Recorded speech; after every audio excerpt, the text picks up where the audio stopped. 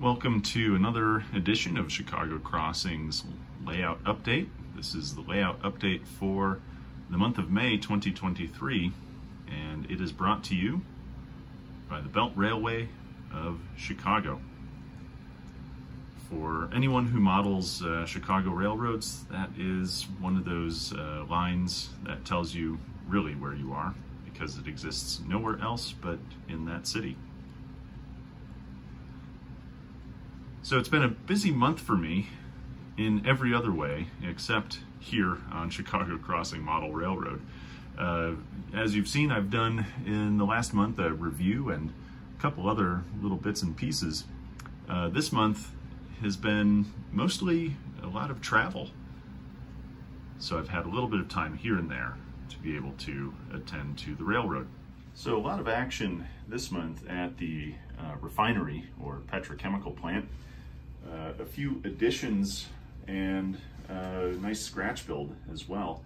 So first off, this cupola that is sitting on top of, as you can see, the pipe stuff warehouse and refining facility is there to hide some kind of interesting industrial process where these pipes happen to lead into. And that's a new build, something I've been wanting to do for a while. As you can tell, all of this is essentially a smaller kit bash of the Pike Stuff Mac factory kit. And this is essentially a scratch build here. It is this furnace. For any petrochemical plant, if you are going to do any level of distilling, then you need to heat up whatever it is that you are actually bringing into the factory, whether it's oil or some other byproduct. This, in this case, it's basically a gas furnace that will heat up the fluid, and at that point it'll head into a distillation tower, which will sit somewhere around there. You can see a heat exchanger there for afterward. So all of this is basically just a scratch build using both Plastruct, and some of that material is actually from the Plastruct Refinery kit.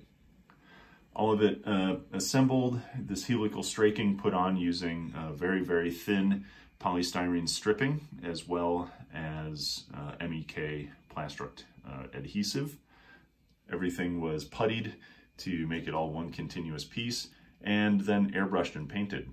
Now, all of the platforms that you see are actually taken from the Walthers Refinery kit. The only difference is that all of the railings are Plastruct, or down here, this one cage ladder is actually a 3D printed ladder that I cut to size.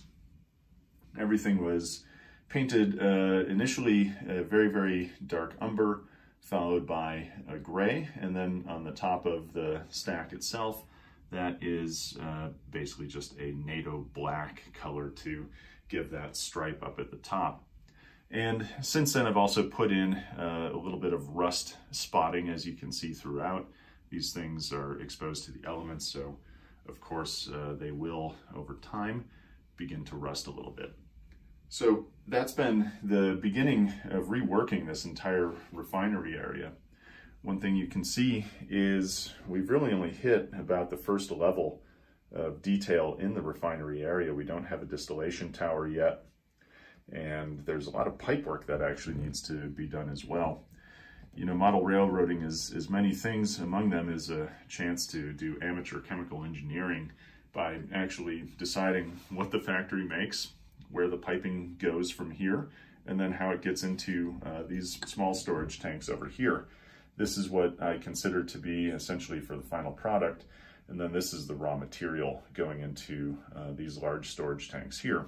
And then the tank cars can be delivered into this area. You can see the folks down there with the black hose.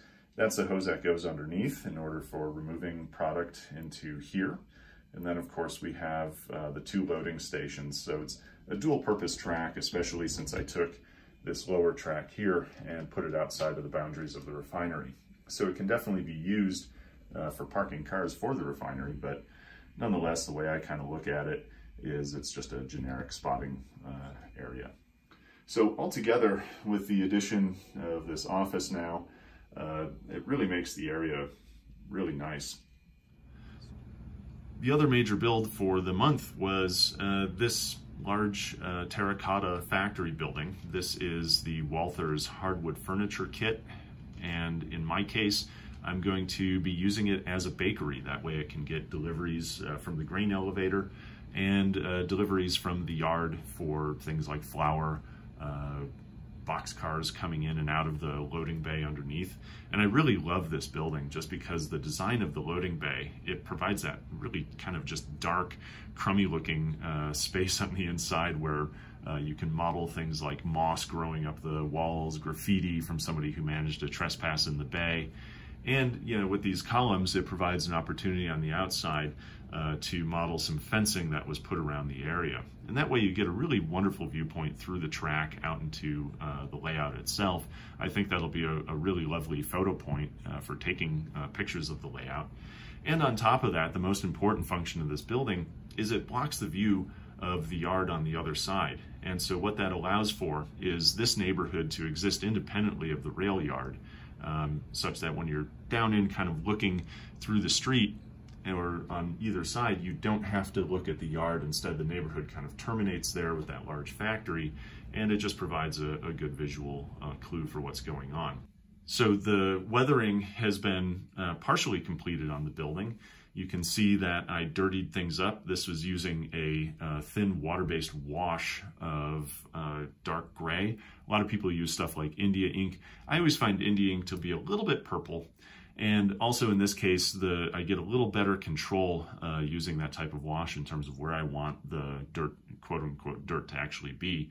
Really, the main purpose of it is to provide almost the effect of a pin wash. You can see in between these individual columns here, you get dark shadows, and that's really the goal here, is to make the building look as if it is larger than it actually is, make it look like there's shadow in between those little bricks and in between these little panels, and then to just grub it up a fair bit. On the columns above the bay, you can see the beginning of some rust and other decay on the structure. That is based off of looking at prototype photos and just an imagination as to where water goes. Again, most of this damage is water.